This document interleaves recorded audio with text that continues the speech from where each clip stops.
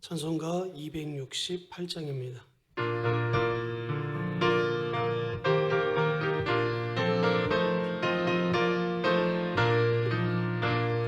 죄에서 자유를 얻게 함은 보혈의 능력, 주의 보혈, 죄염을 이기고 승리하니 참 놀라운 능력이로다. 주의 보혈 능력 있도다. 주의 피 믿으어 주의 보혈 그 어린 양이 매우 귀중한 피로다. 육체의 정욕을 이기림은 보혈의 능력, 주의 보혈 정결한 마음을 얻게 하니 참 놀라운 능력이로다.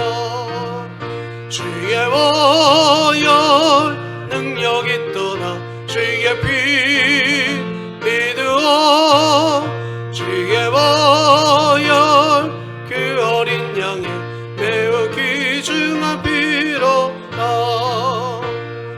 눈보다도 이게 멀기는 것 보혈의 능력, 주의 보혈 영원한 모든 것 멀기시니 참 놀라운 능력이로다.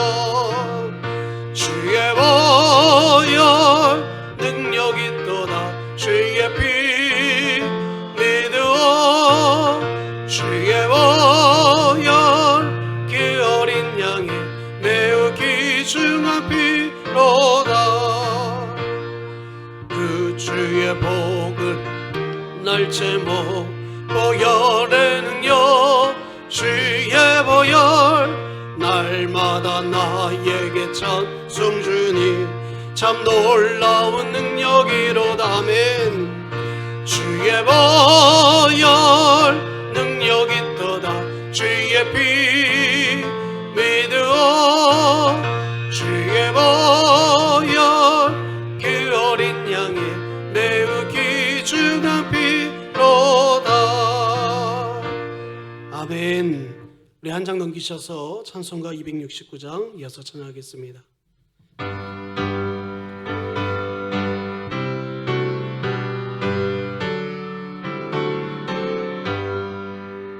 그 참혹한 십자가에 주 달려 흘린 피 샘물같이 늘 흘러서 죄 씻어주시네.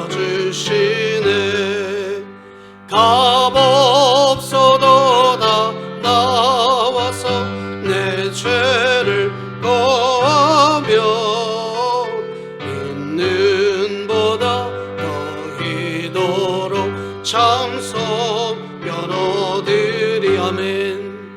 나 믿노라 나 믿노라 그 보혈의 공로를 흠없어도 피 흘리사 날 구원하셨네. 저 흉악한 한 강도는 죄를 깨달아 죄 없으신 주 예수를 그 주로 믿었네. 아멘. 내 지은 죄 유학하나 주 예수 믿으면 용서받은 강도같이 곧 구원받으리. 아멘. 나 믿노라 나 믿노라 그 보혈의 공로를 흠없어도 피 흘리사 날 구원하셨네. 온 백성의 죄 사하신 하나님 어린 양 그 십자가 지심으로 우리 유구했네. 저 저 영원한 새 나라에 다 같이 모여서 검은고 한곡조로 새 노래 부르리. 나 믿노라 나 믿노라 그 보혈의 공로를 흠없어도 피 흘리사 날 구원하셨네. 아멘. 우리 마지막으로 찬송가 384장 찬양하겠습니다. 찬송가 384장입니다.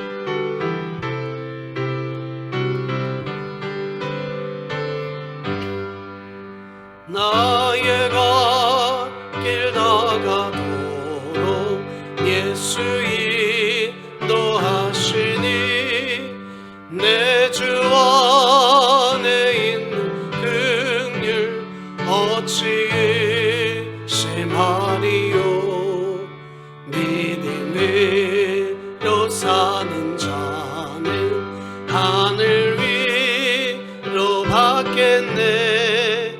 무슨 일을 만나든지 만사형통하리라.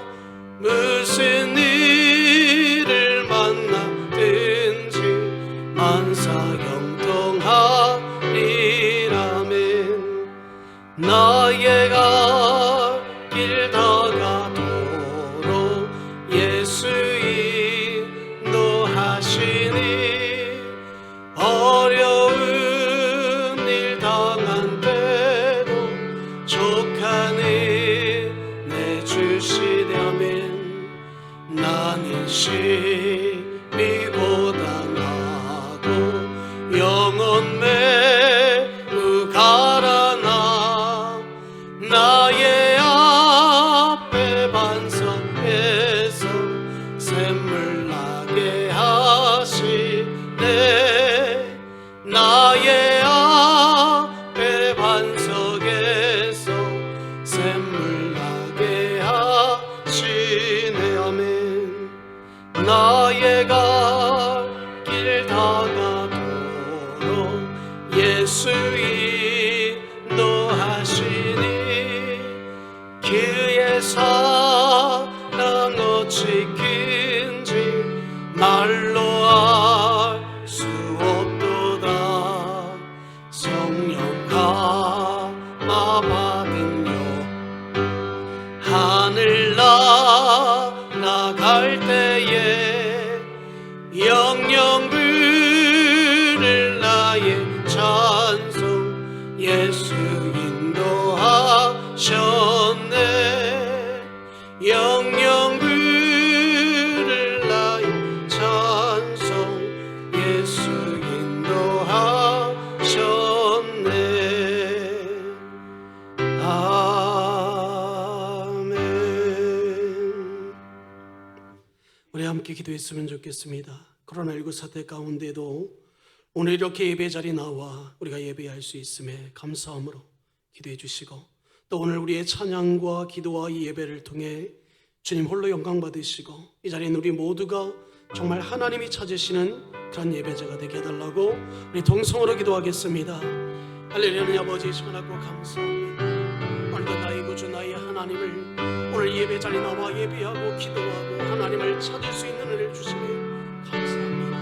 하나님 우리 마음과 우리의 심령에 눌려있는 마음, 우리의 심령에 불안하고 떨리는 이 마음을 주님이 붙잡아 주시고 역사하여 주시옵소서. 하나님의 그 크신 은혜의 사랑으로 온전히 붙들어 주시고 주님의 그 은혜의 능력의 손으로 오늘 예배를 붙잡아 주시옵소서. 하나님의 은혜와 성령께서 모든 것을 원합니다. 모든 것을 주님의 은혜로 채워지기 원합니다. 주여 감사합니다.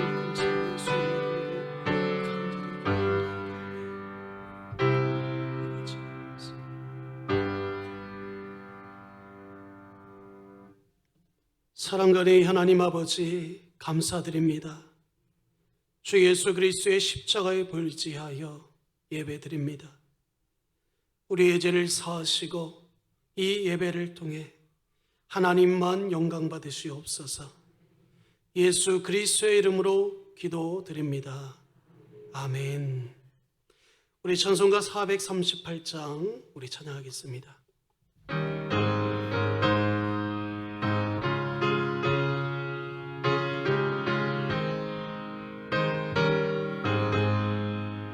내 영혼이 은총 입어 중한 죄짐 벗고 보니 슬픔 많은 이 세상도 천국으로 봐도다.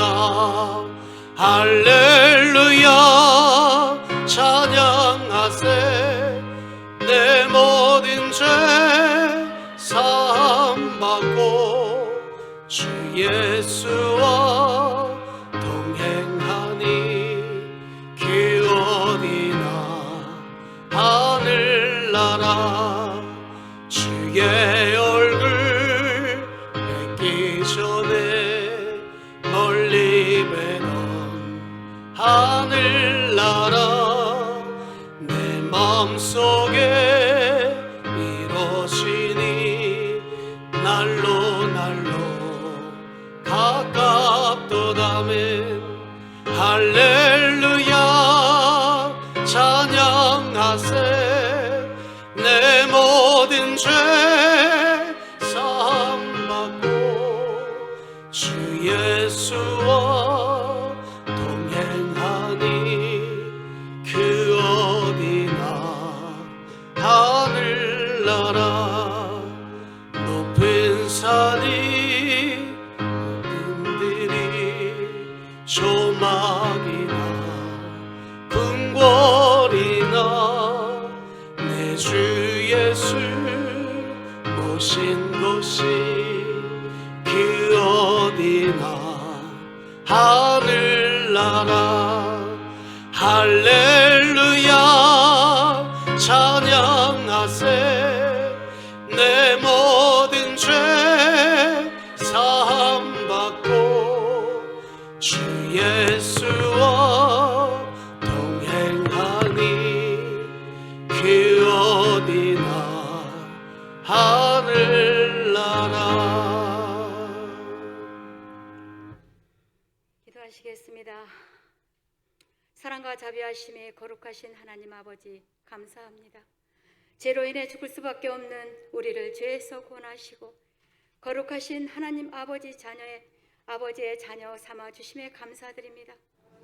내가 거룩하니 너희도 거룩하라 말씀에 순종하지 못하고 날마다 우리 자아 부인에 실패하며 죄를 짓는 저희들을 용서하여 주시옵소서. 하나님 아버지, 코로나19 사태가 조속히 종식될 수 있도록 인도하여 주시길 간절히 바라고나옵나이다. 지금 우리가 코로나로 힘든 상황에도 현재를 시작으로 보아야 하며 미래의 희망을 오직 하나님 아버지께 소망을 두고 우리 믿음이 견고히 세워져서 하나님 말씀이 우리 삶에서 실제가 되며 순종하며 주님과 함께 승리하는 진흥교회가 되게 하옵소서. 교회 다음 세대를 위한 신선한 환경을 단장하기 위하여 공사 중에 있습니다. 공사하신 분들 안전하게 지켜주시옵고 하나님의 은혜 가운데 공사를 잘 마무리할 수 있도록 도와주셔서 우리 다음 세대 하나님의 자녀들이 쾌적한 진흥교회에서 속히 함께 예배드리게 하옵소서. 우리가 품고 기도하는 태신자 651명의 마음문을 열어주셔서 이 귀한 분들이 예수님 믿게 하옵소서. 북한 땅에 신앙의 자유가 주어짐으로 자유롭게 예배드리며 전도, 선교의 자유가 보장되게 하시고 한반도에 통일이 되어 진흥교회가 이방하여 섬기기 원하는 평안남도 강동원에 속히 하나님의 은혜가 임하게 하옵소서. 세계 선교지에 나가 복음 전하시는 선교사님 건강과 사역 위에 기름 부으사 선교사님들의 작은 입술을 통하여 복음을 듣고 다 주께로 돌아와 예수님 믿게 하여 주시옵소서. 원로 목사님 주님의 은혜 안에서 건강이 빨리 회복되게 치료하여 주시옵소서. 담임 목사님 영과 육을 강건하게 하옵시고 성령으로 기름 부으셔서 모든 사역에 은혜 충만하게 하옵소서. 모든 교육자님들 주님의 임재가 충만하시길 원하오며 영육이 강건하게 하옵소서. 말씀 전하시는 이성수 목사님 성령으로 기름 부어주셔서 하나님 말씀 담대히 선포하실 때에 은혜가 충만하게 하옵시고 저희들은 모든 말씀을 아멘으로 화답하게 하옵소서. 지금은 처음 예배 시간이 오나 마치는 시간까지 주님의 임재 안에서 은혜 받는 예배 시간 되게 하옵소서. 아멘. 모든 말씀 예수 그리스도 이름으로 기도드립니다. 아멘.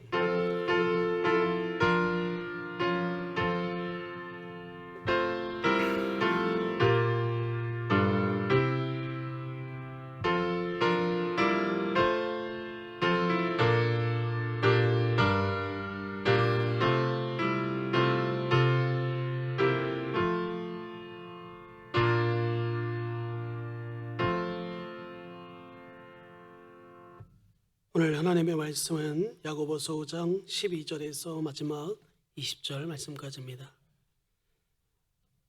야고보서 5장 12절에서 20절입니다. 신약성경 377쪽에 있습니다.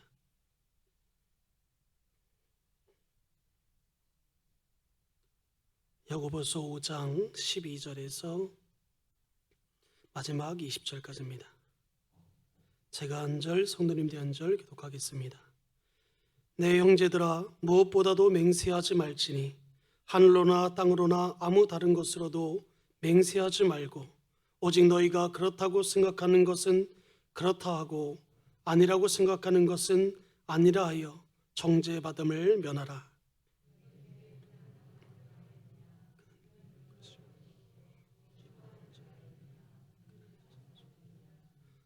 너희 중에 병든 자가 있느냐? 그는 교회 장로들의 청할 것이요 그들은 주의 이름으로 기름을 바르며 그를 위하여 기도할지니라.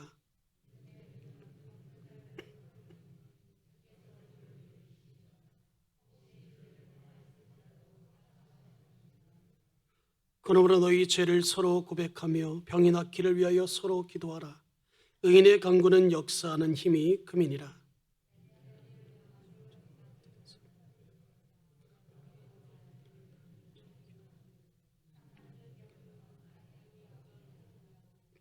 다시 기도하니 하늘이 비를 주고 땅이 열매를 맺었느니라.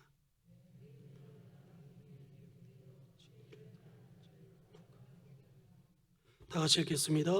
너희가 알 것은 죄인을 미혹된 길에서 돌아서게 하는 자가 그의 영혼을 사망에서 구원할 것이며 허다한 죄를 덮을 것임이니라. 아멘. 오늘은 말의 중요성과 믿음의 기도라는 제목 가지고 함께 은혜받는 시간 갖겠습니다.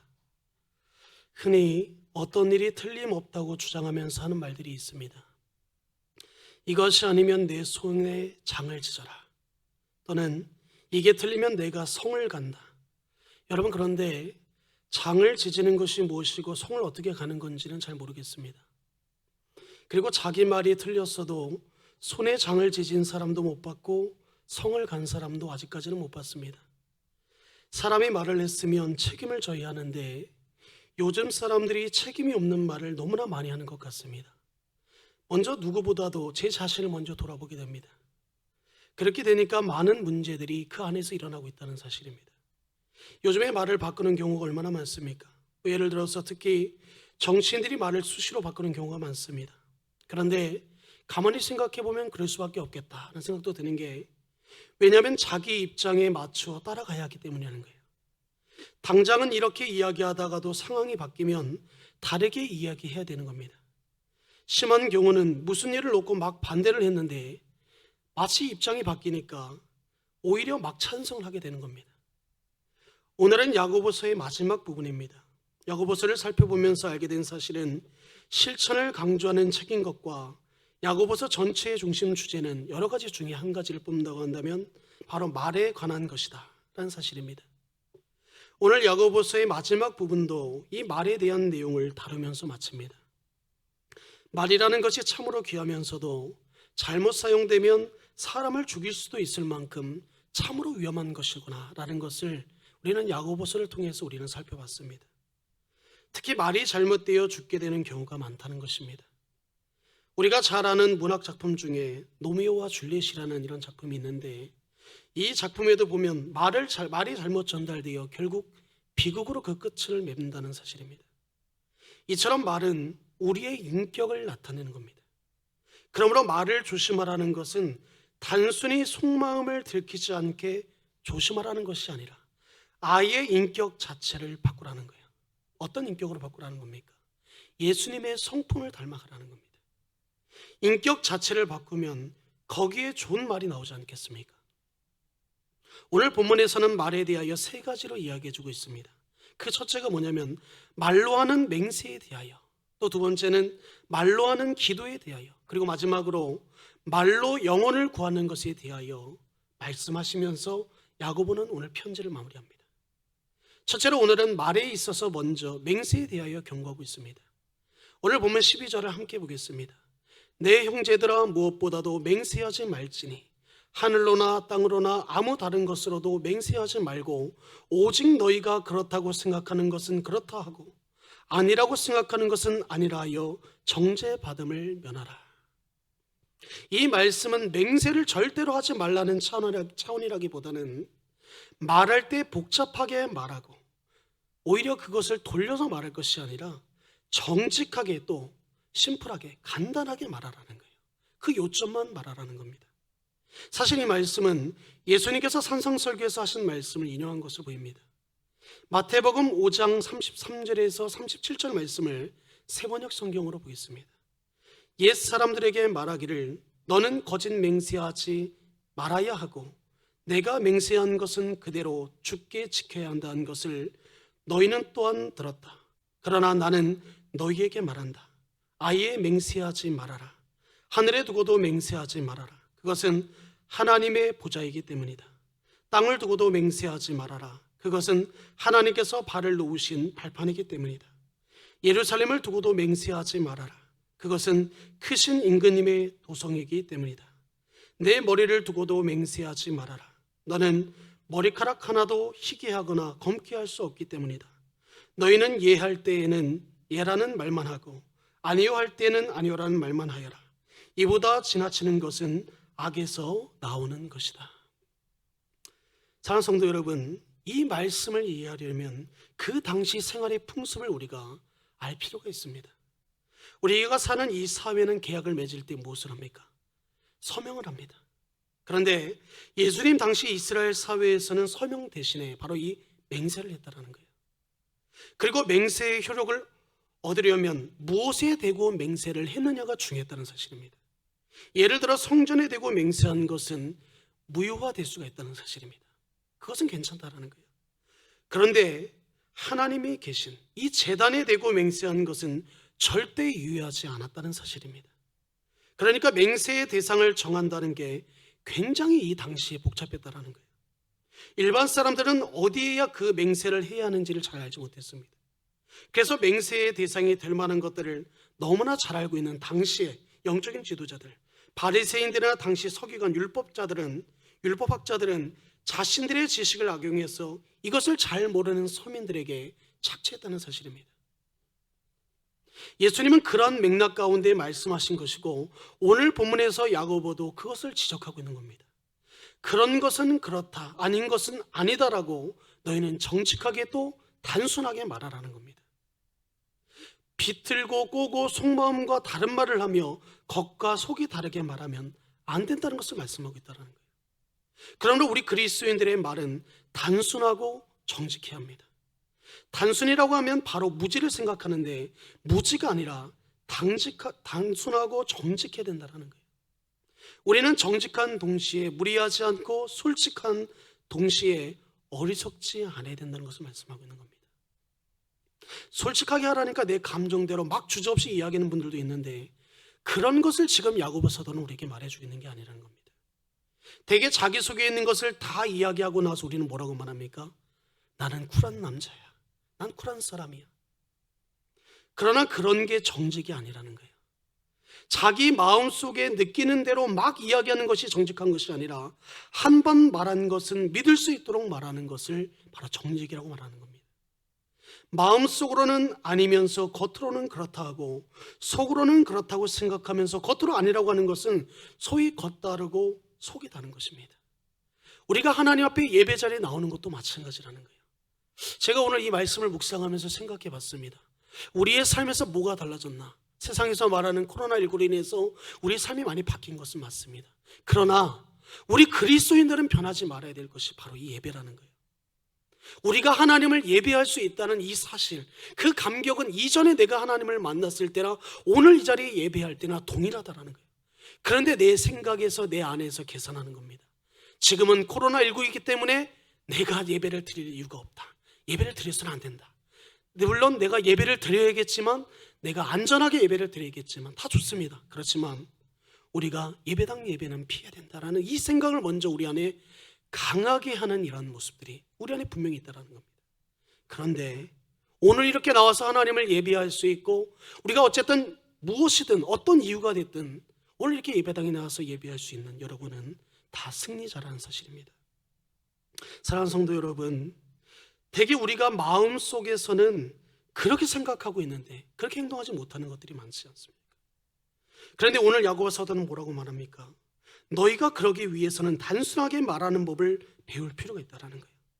복잡하게 말하거나 돌려서 말하다 보면 자기 스스로 자기 말이 맞지 않습니다. 말을 하기 힘드니까 돌려서 말하고 또 돌려서 하고, 그러면 여기서 한 말이 다르고 저기서 한 말이 다르게 됩니다. 그래서 자기가 누구에게 무슨 말을 했는지조차 기억하지 못해요. 잘 기억하지 못하게 되고, 그러면 반드시 실수를 하게 되어 있다는 사실입니다. 하지만 누구에게든지 어디에서든지 맞는 것은 맞다, 아닌 것은 아니라고 한다면 복잡할 이유도 없고 실수할 경우도 줍니다. 이처럼 단순하고 정직하게 하는 것이 매우 중요하다는 사실을 오늘 야고보 사도는 우리에게 말해주겠다는 거예요. 대개 맹세할 경우가 언제입니까? 별다른 생각 없이 말할 때, 그럴 때라는 거예요. 아무 생각 없이 그래, 내가 그 일 할게, 그래 놓고 나중에 잊어버리고, 왜 그 일을 안 했느냐 그러면 나는 잊어버렸다, 이렇게 말하는 겁니다. 누군가가 꾸며낸 것이 분명한 이야기 하나가 있습니다. 사랑하는 성도 한 명이 중병에 걸려서 간 이식 수술을 해야 하는 소식이 한 교회 안에 퍼졌습니다. 그 소식을 들은 성도님들은 사랑하는 그 성도를 위해 자신의 간을 빼어주겠노라 이렇게 생각하고 서로 나섰다고 합니다. 그런데 문제 하나가 생겼습니다. 워낙 많은 성도들이 자신의 간을 빼주려고 하니까 누구의 간을 빼야 할지 결정 내리기가 어려운 것입니다. 그래서 고민하던 당에는 결국 예배 시간에 기도하는 가운데 결정하기로 했습니다. 방법은 예배당의 선풍기를 모두 틀어놓고 목사님이 강대상에서 기타 하나를 날려 사뿐히 내려앉는 곳에 있는 그 성도의 간을 그 성도에게 주자, 이렇게 결정했다고 합니다. 드디어 결정의 날이 되었습니다. 온 성도가 간절한 마음을 담아 큰 소리로 기도하는 가운데 목사님께서 강단에서 후하고 깃털을 날렸다고 합니다. 그러자 그 깃털이 날아가다가 맨 앞자리에 앉아있는 수석 장로님에게 내려앉으려는 순간 장로님은 이렇게 속으로 얘기하다고 합니다. 자신이 꼭 하고 싶다는 간절한 마음을 담아 기도로 주야 이렇게 했다가 그 깃털이 다른 곳으로 날아갔다고 합니다. 그리고 결국 그 깃털은 조금 떨어진 자리에 앉은 권사님을 향했습니다. 이 깃털이 내려간 반드시 내가 그 간을 주겠노라는 이 마음을 가지고 간절한 마음을 담아 기도하시던 권사님에게 깃털이 내려앉으려는 순간 이 권사님은 고개를 좌우로 흔들며 자신이 사용하지 않으면 죽겠노라는 그 괴로운 표정으로 말합니다. 아버지라고 말하니까 결국 이 권사님도 하나님을 찾다가 깃털이 다른 곳으로 날아갔다고 합니다. 그 이후로 지금까지도 그 깃털은 그 교회 공중에 날아다니고 있다는 전설이 있습니다. 사랑하는 성도 여러분, 이것은 누가 분명히 만들어낸 이야기지만 사람이 함부로 이야기했다가 책임을 못 질 경우가 얼마나 많습니까? 마음은 그렇지 않은데 상황을 모면하면서 체면 때문에 마음이 없는 말을 하다가 그것 때문에 결국 자기가 해가 되는 일이 너무나 많이 생기고 있다는 사실입니다. 그래서 우리는 그러면 그렇다, 아니면 아니라고 할 수 있는 이런 용기가 분명히 필요하다는 사실입니다. 그런데 아니면 아니라고 말하라고 했다고 무조건 다 아니라고 하라는 것은 아닙니다. 옳은 것은 옳다, 틀린 것은 틀리다고 정직하게 또 단순하게 말하라는 것이지 그것이 아닌 것은 아니라는 겁니다. 유독 아닙니다라는 말을 못하는 분들이 있습니다. 뭔가를 부탁받으면 억지로 맡아놓고 끙끙 앓는 경우가 있는 겁니다. 꼭 해야 할 일이 아니거나 자신이 할 수 없는 일이지만 할 수 없다고 정직하게 이야기해 주는 것이 오히려 하지 못하는 그런 분들이 있다는 거예요. 그런데 그런 분들 또한 그것에 대하여 정직하게 얘기할 수 있어야 된다는 겁니다. 그래서 야고보는 우리가 말을 잘할 수 있는 방법을 제시해 줍니다. 그것은 바로 뭐냐면 기도라고 말씀하고 있어요. 우리가 혀를 잘 사용하는 가장 좋은 방법 중 하나가 바로 기도라고 말씀드렸습니다. 오늘 본문 13절을 함께 보겠습니다. 너희 중에 고난당하는 자가 있느냐? 그는 기도할 것이요. 즐거워하는 자가 있느냐? 그는 찬송할지니라. 특히 고난을 당할 때 기도하라고 말씀하고 있습니다. 여기서 고난이라고 하는 것은 무엇입니까? 여러 가지 삶의 문제나 스트레스를 말한다고 보면 됩니다. 그런 것이 올 때 많은 사람들은 먼저 뭐합니까? 불평하기 시작합니다. 그리고 그 원인을 다른 사람의 탓이나 그 당시 처해져 있는 환경의 탓으로 돌리면서 원망까지 합니다. 그런데 그리스도인이라면, 정말 하나님을 믿는 사람이라면, 예수님을 따르는 삶을 살고자 한다면 고난이 올 때 뭐 하라고 말씀하고 있죠? 그 모든 입술을 닫고 우리의 원망과 그 불평을 닫고 하나님께 나와 엎드려 기도하라는 거예요. 우리 그리스도인들은 어려움이 생길 때 다 기도할 것 같지만 그렇게 안 하는 분들이 더 꽤 많다라는 겁니다. 기도하지 않고 자꾸 내 힘으로 어떻게 해보려 하거나 또 내가 친하거나 그 문제에 능통한 사람을 찾아다닌다는 거예요.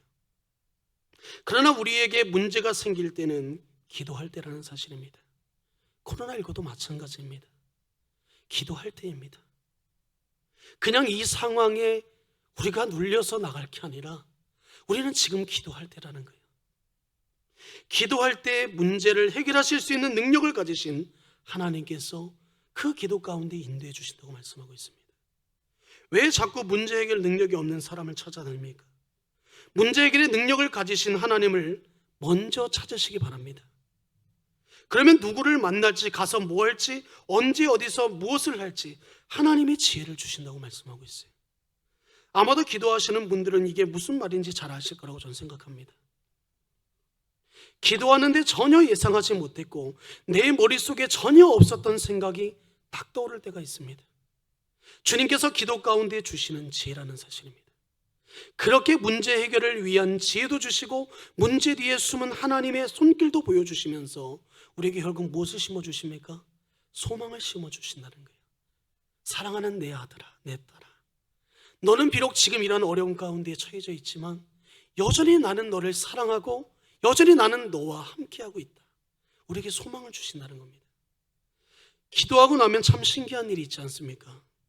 마음이 무겁게 하고 짓누르는 일들이 일어날 때가 있는데 그러면 새벽에 나와 무거운 마음으로 주님, 이 문제를 어떻게 하면 좋겠습니까? 어떻게 하면 좋을까요? 이렇게 기도하게 됩니다. 그러다 보면 그 문제가 해결된 것도 아니고 당장 무슨 일이 일어난 것도 아닙니다. 그런데 기도가 끝나고 기도의 자리를 떠날 시간쯤 되면 이상하게 마음이 굉장히 가볍습니다. 왜 그렇죠? 하나님 앞에 이게 무슨 문제인가? 하나님이 알아서 처리해 줄 것이다 라는 이 믿음이 내 안에 생기고 분명히 잘 될 것이다 라는 이 소망이 생긴다는 거예요. 참 놀랍지 않습니까? 성령님께서 내 마음을 바꿔주신 것입니다. 사랑하는 성도 여러분, 이것은 내가 기도를 하니까 상황이 바뀐 게 아니라 하나님이 내 마음을 바꿔주셨다는 사실입니다. 그러니까 상황은 똑같지만 그것을 보는 내 눈이 바뀌었어. 이전에 문제로 생각해서 마음이 무거웠는데 이제는 문제가 아니니까, 더 이상 그것이 문제가 되지 않으니까 마음이 무거울 이유가 없다라는 겁니다. 또한 우리는 즐거울 때 찬송해야 합니다. 즐거움의 원인이 자기가 잘한 것이나 상황이 잘 풀려서가 아니라는 거예요. 여기서 말하는 즐거움이라는 것은 무엇입니까? 하나님이 주신 것임을 기억하고 그분께 우리의 초점을 맞추라는 거예요. 결국 이것은 기도와 하나로 통합되는 겁니다. 고난 중에 있으면 그때는 기도가 그래도 쉽게 나올 수 있습니다. 어려움이 닥치면 마음에 간절해져서 새벽 기도도 하고 작정 기도도 하고 금식 기도도 하고 또 수요 예배 이렇게 나와서 예배하고 기도하기도 합니다. 그런데 어려운 일이 생겼는데도 그렇게 간절히 찾지 않는다면 자신의 영적 상태를 분명히 점검해 볼 필요가 있다는 거예요. 자신의 영적 상태에 문제가 생기고 영적으로 병이 걸렸다는 사인입니다. 문제가 생겨도 기도의 자리에 나오지 않는다면 그것은 자신의 영적 상태 가운데 빨리 점검해 볼 필요가 있다는 거예요. 이것은 굉장히 병든 상태라는 사실입니다. 그런데 문제는 그렇게 기도하다가 문제가 해결되고 일이 잘 풀리기 시작하면 이제 더 이상 기도하지 않는 성도님들도 있다는 거예요.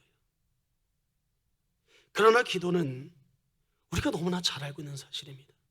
어떤 일이 잘 풀릴 때만 기도하고 어떤 문제가 있을 때만 기도하는 것이 아닙니다. 기도는 항상 늘 평소에 우리가 하나님과 대화하는 것이고 하나님과 교제하는 것입니다. 어떤 문제가 잘 풀리든 문제가 풀리지 않든 어떤 문제가 생기든 문제가 없든 우리는 항상 하나님께 나와 기도해야 된다는 겁니다. 이 예배의 자리를 지켜야 된다는 사실입니다. 누가 뭐래도 세상이 뭐라고 말해도 우리는 하나님 이 예배당에 나와 하나님께 예배해야 된다는 겁니다. 계속해서 오늘 본문 14절에서 15절도 함께 보겠습니다. 너희 중에 병든 자가 있느냐? 그는 교회의 장로들을 청할 것이요 그들은 주의 이름으로 기름을 바르며 그를 위하여 기도할지니라. 믿음의 기도는 병든 자를 구원하리니 주께서 그를 일으키시리라.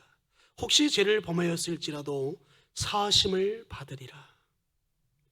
여기 나오는 장로는 지금의 장로님들의 직책보다는 오히려 지금의 목사의 직책에 더 가깝다고 봅니다. 그런데 이 말씀의 내용이 좀 이상한 점이 있지 않습니까?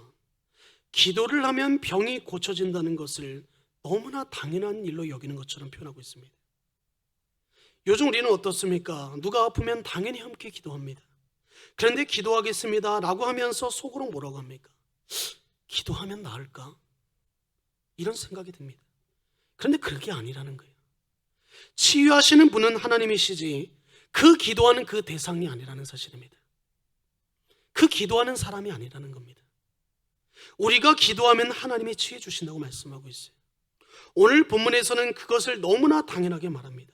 그런데 우리가 기도해도 치유가 잘 이루어지지 않는 경우가 많습니다. 왜 그렇습니까? 오늘 본문에 의하면 그 원인은 하나라고 말씀하고 있어요. 바로 믿음으로 기도하지 않기 때문이라는 거예요. 기도는 반드시 믿음이 전제됩니다. 그래야 응답을 주신다는 거예요.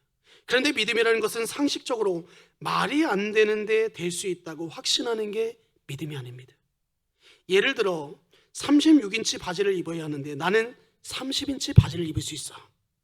이렇게 강력히 확신하는 것을 믿음이라고 하는 게 아니라는 거예요. 믿음으로 기도한다는 것은 내가 기도하는 것에 대한 기대를 갖고 기도한다는 말입니다. 분명히 하나님은 이 기도를 들으실 거고 하나님은 분명히 이 기도에 응답하실 거야. 이게 믿음이라는 겁니다. 하나님 응답하실까 말까? 하나님이 좋으시면 응답하시고 하나님이 기분이 좋지 않으시면 응답지 않으시겠지? 내가 죄악 가운데 있으면 하나님 응답지 아니하시고 내가 죄악 가운데 있지 않으면 하나님 응답하실 거야. 이런 게 아니라는 겁니다.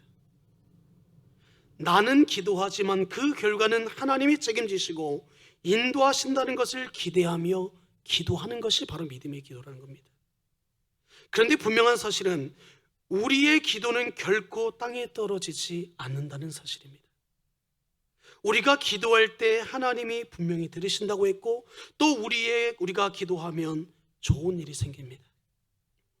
영국 캔터베리 대주교가 한 말이 있는데 우리가 일하면 우리가 일하지만 우리가 기도하면 하나님이 일하신다. 많이 들어봤던 이야기죠. 사랑하는 성도 여러분, 우리 그리스도인들은 결과가 좋게 나든지 그렇지 못하든지 간에 아픈 분을 위하여 기도할 책임이 있다는 겁니다. 내 코가 석자인데 내가 아파 죽겠는데 누굴 위해 기도해? 이게 아니라 우리는 그 기도할 책임이 있다는 거예요. 그리고 반드시 믿음을 가지고 기도하라고 오늘 말씀하고 있습니다. 또한 우리는 기도할 때 제사함도 얻는다고 말씀하고 있습니다. 물론 모든 병의 원인이 죄 때문은 아닙니다. 요한복음 9장에 보면 우리가 잘 아는 말씀인데 날 때부터 눈이 먼 사람에 대하여 제자들이 누구의 죄 때문에 저러냐고 예수님께 묻습니다. 자기의 죄인지 그 부모의 죄인지를 물었는데 예수님은 이것이 그 누구의 죄 때문이 아니라고 하셨습니다. 그리고 이것은 결국 무엇을 말씀하고 있습니까? 모든 병이 죄로 인한 것이 아니라는 거예요. 그러니까 큰 병에 걸리거나 암에 걸리거나 하면 내가 죄를 많이 지어서 하나님 나에게 지금 벌하시는구나, 이렇게 생각해서는 안 된다는 겁니다. 오히려 자신이 하나님 앞에서 자신을 돌아볼 수 있는 기회로 삼아야 된다는 거예요. 그래, 하나님이 나에게 이런 아픔을 통해서 내가 이렇게 정말 조금만 건드려도 넘어질 수밖에 없고 쓰러질 수밖에 없고 빈약하고 연약한 존재가 나구나. 그래서 오늘도 하나님을 의지하라고 나를 이렇게 더러보게 만드시는구나. 이런 마음을 가지라는 겁니다. 그런데 여러분, 우리의 질병이 우리가 분명히 또 한 가지 중요한 사실이 있는데, 우리는 질병이 있는 사람을 향해 당신이 하나님께 잘못을 많이 했기 때문에 이런 질병이 찾아왔다고 생각해서도 정죄해서도 안 된다고 말씀하고 있어요. 거기에는 우리가 알지 못하는 하나님의 분명한 뜻이 있기 때문이라는 사실입니다. 그래서 우리가 함부로 판단해서는 너무나 곤란합니다. 그런데 실제로 병이 죄로 인해 생길 수도 있습니다.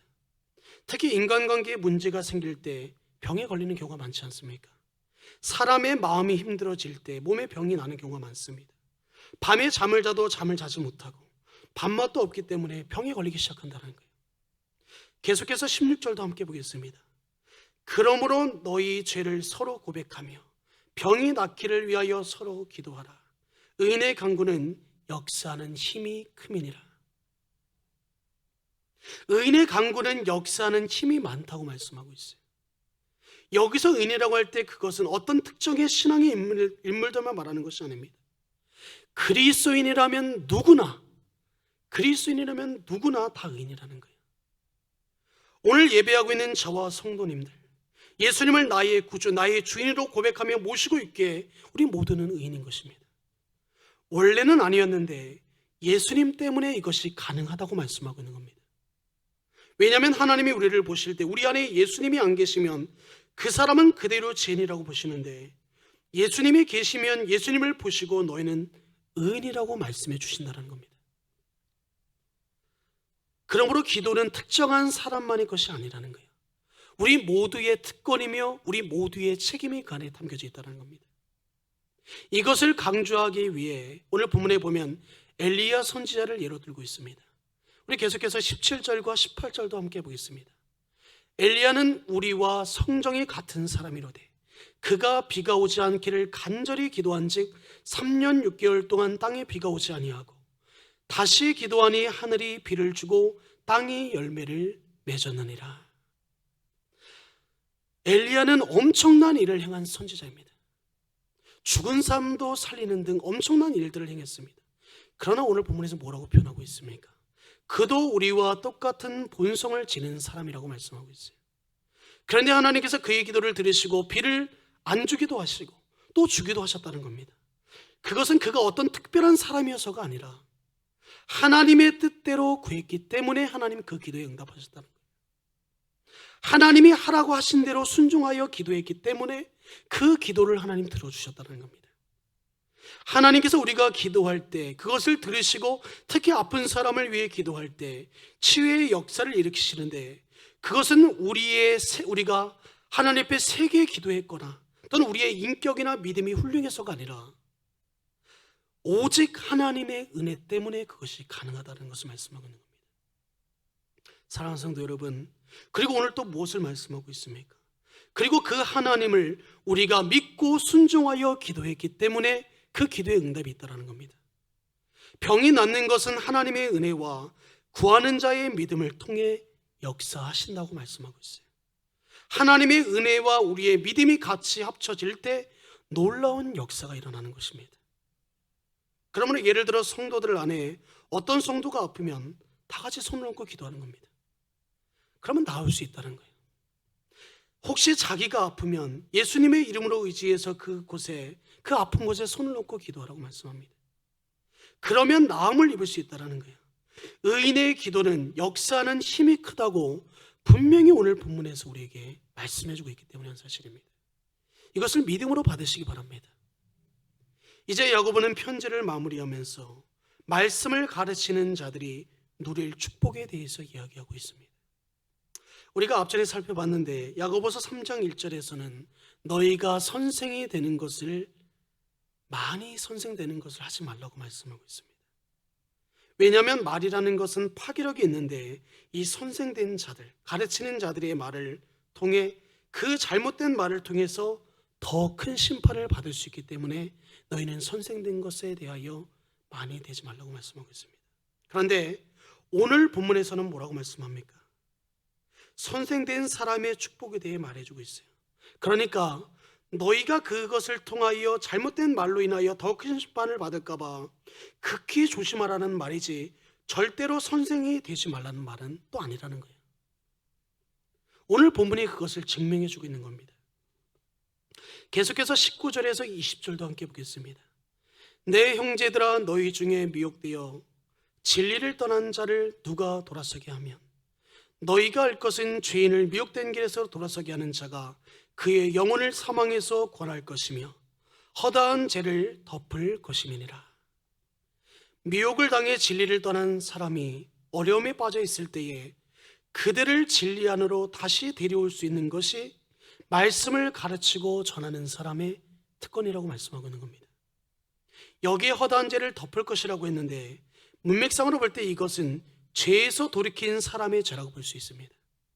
우리 중에 어떤 사람이 잘못된 길로 들어섰는데 그 사람을 그냥 두는 것이 아니라 찾아가서 권면하여 깨닫고 회개하여 돌아오도록 도와주라고 말씀하고 있는 겁니다.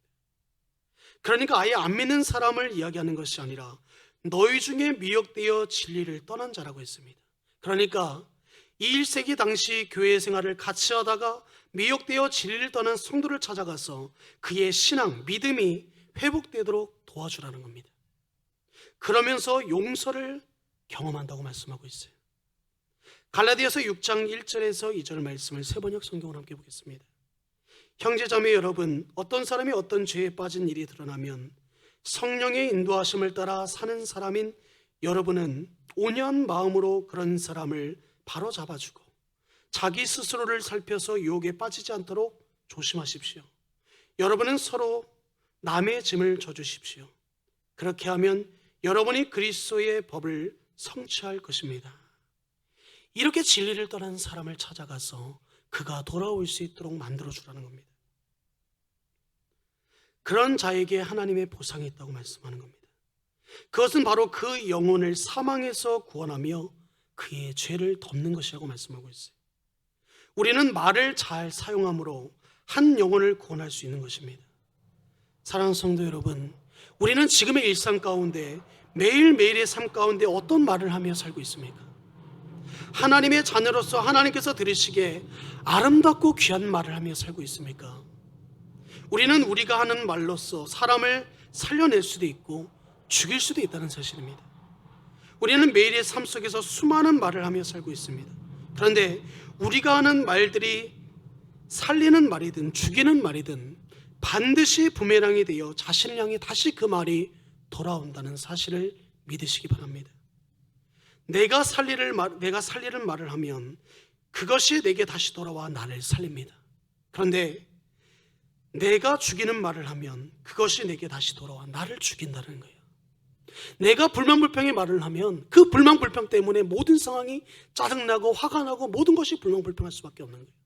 그런데 내가 비록 내 삶이 어렵고 힘들고 바뀐 것이 없을지라도 하나님 앞에 긍휼의 마음으로 긍휼의 입술로 우리가 긍정적인 말을 하면 그것이 다 기쁘게 보이고 그것이 다 하나님을 찬양할 수 있는 그런 고백이 될 수 있다는 겁니다.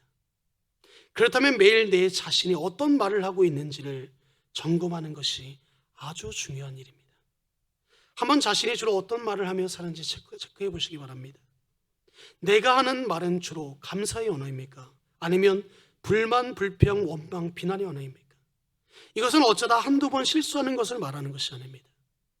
내 일상생활 중에 반복해서 사용하는 말이 반드시 열매가 되어 내게 영향을 미친다는 거야. 이것을 우리가 기억해야 되는 겁니다. 삶에서 실패한 사람들은 주로 부정적인 언어 습관을 갖고 있는 경우가 대부분이라고 합니다. 망했다. 이제는 끝장이다. 짜증나. 아유 죽겠네. 못 살겠어. 그런데 성공한 사람들의 언어의 습관을 보면 주로 아름다운 표현을 많이 합니다. 감사합니다. 고맙습니다. 괜찮아질 거야. 잘 될 거야. 아주 좋습니다. 이런 감사의 언어를 사용하는 것이 능력이나 재능이나 어떤 배경보다 성공에 있어서 더 중요한 변수로 작용한다는 그런 연구 결과가 있습니다.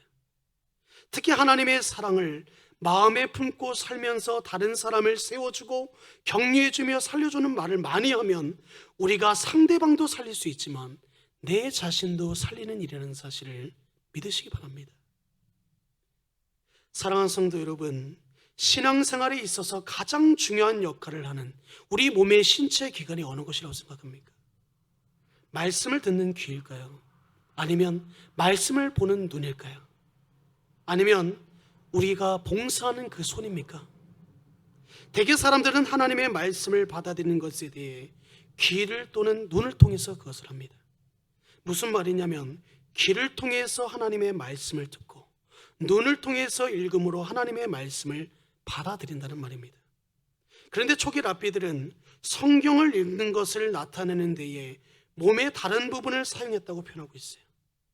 하나님의 말씀을 받아들이는 최고의 신체 부위는 귀나 눈이 아니라 바로 발이라고 했습니다.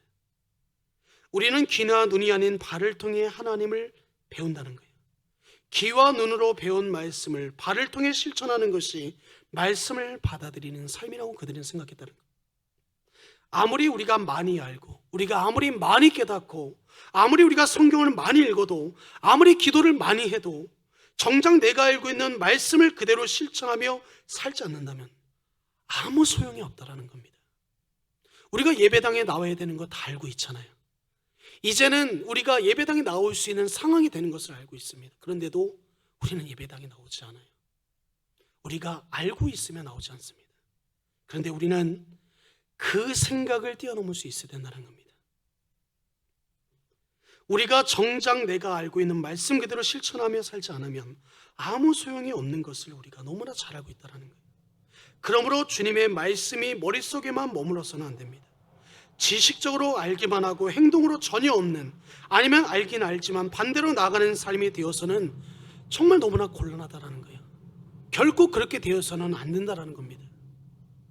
우리는 정말 손과 발을 사용해서 주님의 말씀대로 행함으로 오늘날 이 시대의 진정한 복을 누리는 그런 하나님이 세우시는 그리스도인으로 살아가야 된다는 것을 오늘 본문에서 우리에게 교훈해 주겠다는 사실입니다. 사랑하는 성도 여러분, 비록 우리는 코로나 이전의 삶과는 너무나 다릅니다. 그러나 오늘 우리는 어쨌든 그 이유가 무엇이든지 간에 오늘 이렇게서 나와 주님 앞에 예배했다는 사실입니다. 이것만으로도 우리는 승리한 것이고, 이것만으로도 우리는 하나님을 정말 진정으로 사랑하는 그 중심을 하나님 앞에 우리 나름대로 표현한 것입니다. 오늘 우리가 이 말씀을 기억하면서 정말 하나님 앞에 우리가 무엇을 해야 하는지를 돌아봤으면 좋겠습니다. 그리고 우리의 입술을 통해서 많은 사람을 살리고 또 나도 살 수 있는 그런 저와 성도님들이 되시기를 주님의 이름으로 축복합니다. 기도하겠습니다. 하나님 아버지, 감사합니다. 우리가 정말 이 시대를 살아갈 때에 우리가 이 상황과 이 환경에 처해져 있는 것을 우리가 돌아보며 조심할 것은 조심하고 또 때로는 피해야 될 것은 피해야 될 줄로 믿습니다. 그러나 하나님, 우리가 할 수 있음에도 하나님 앞에 하지 못하는 것은, 그런 행함이 없는 믿음은 죽은 믿음이라고 했습니다. 우리가 순종할 수 없을 때 더 순종하게 하여 주옵소서. 우리가 기도할 수 없는 상황일 때 더 하나님 앞에 엎드려 기도하게 하여 주옵소서. 누구나 할 수 있는 순종, 누구나 할 수 있는 그 기도 원치 않습니다. 우리는 하나님이 특별히 이 시대에 구별하여 세우신 하나님의 자녀요, 천국 백성이요, 이 세상 그 무엇보다 귀한, 천하보다 귀한 그 한 영혼인 줄 믿습니다. 우리 사랑하는 성도들이, 우리 귀한 진행교회가 정말 오늘 이 시대의 그 어떤 교회보다 정말 하나님의 말씀으로 깨어있고, 이 힘든 이 코로나19 이 상황을, 이 팬데믹 상황을 우리가 정말 하나님의 말씀으로 이기며 기도로 이기며 이 상황을 하나님 주시는 지혜로 말미암아 우리의 생각과 우리의 행동이 앞서 나가지 않고 오직 성령님이 인도하시는 대로 우리가 순종하며 그 길을 따라갈 수 있도록, 어제나 오늘이나 내일이나 우리 죽는 그 순간까지도 정말 하나님이 원하시는 그 삶을 드릴 수 있도록, 후회 없는 삶을 드릴 수 있도록 주님 붙잡아 주시옵소서. 오늘 주신 이 말씀과 정말 우리의 삶을 우리 살아계신 하나님께 온전히 내어드리오며 이 모든 것 우리 주 예수 그리스도의 이름으로 간절히 기도하옵나이다. 아멘. 우리 찬송가 304장 찬양하겠습니다.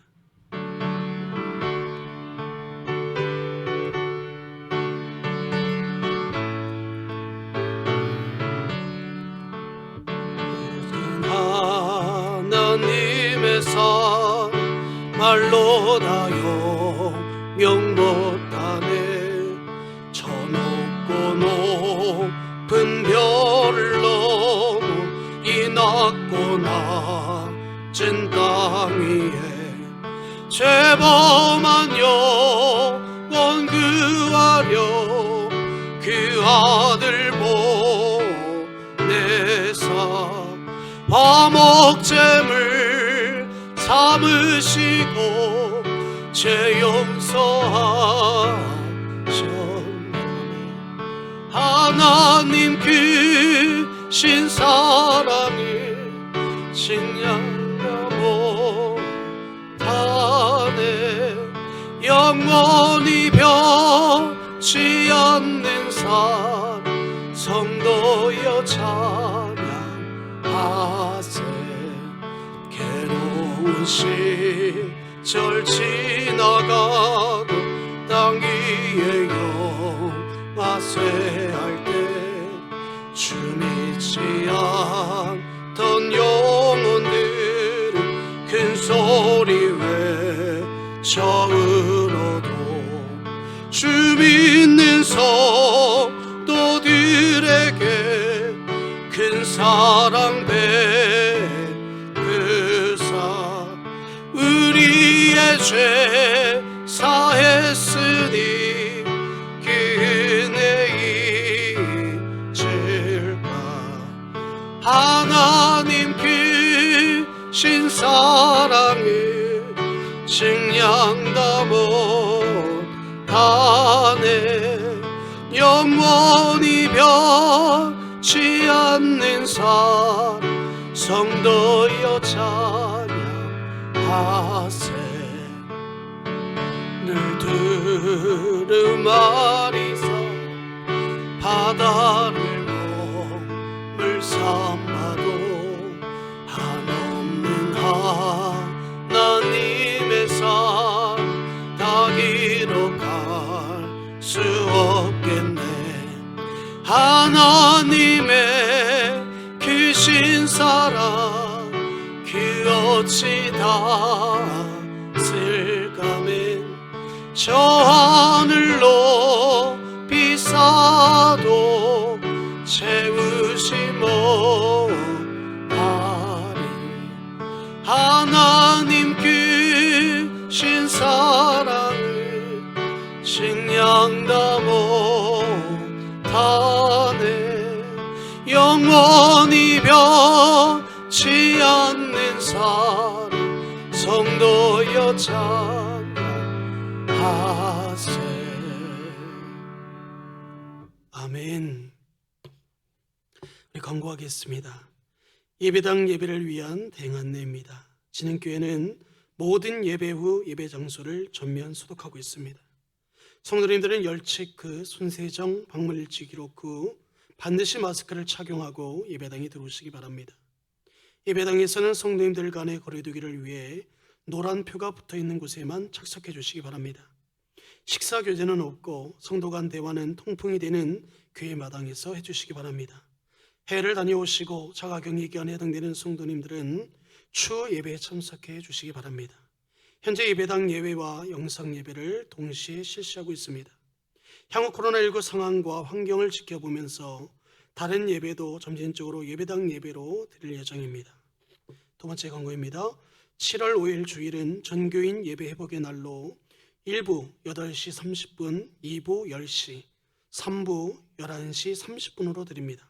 사회적 거리두기를 철저히 준수하면 안전하다는 질병관리본부의 진단이 있었습니다. 우리도 그에 맞게 예배를 드리오니 이제 보이는 교회 예배당 예배를 사모하여 함께 하시기를 소망합니다. 세 번째 광고입니다.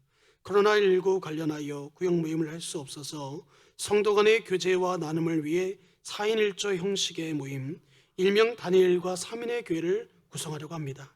리더로 연락을 받으신 성도님들은 참여를 부탁드립니다. 모임 일시는 돌아오는 주일 2부 예배 후에 본당에서 있습니다. 네 번째 광고입니다. 주일학교 예배당 주일 예배 및 영상예배 병행에 관한 광고입니다. 7월 첫 주일 5일부터 각 부서에서 예배당 예배를 진행합니다. 자세한 사항은 각 부서 교육자 또는 각 반 교사님들에게 문의해 주시기 바랍니다. 이에 광고는 주보를 참고해 주시기 바랍니다. 우리 옆 사람에게 이렇게 인사해 볼까요? 우리가 일하면 우리가 일하지만 우리가 기도하면 하나님이 일하십니다.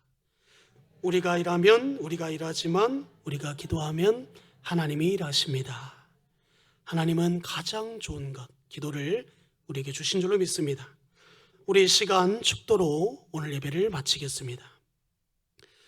주 예수 그리스도의 은혜와 하나님의 사랑하심과 성령님의 역사하심이 코로나19 이 팬데믹 상황으로 인해 고통의 시간을 보내고 있는 전 세계의 국가들과 오늘도 마음을 하나로 모아 마음 깊이 하나님의 말씀을 붙들고 살아가기를 원하는 진흙교회 모든 성도들 머리 위에 또 여전히 갖가지 질병과 싸우며 주님의 간절한 손길을 기대하고 또 기대하는 모든 환우들과 복음을 받아들이고 주님이 세우신 교회로 나오기를 작정하는 651명의 태신자들 머리 위에 영원토록 함께 있을지어다. 아멘.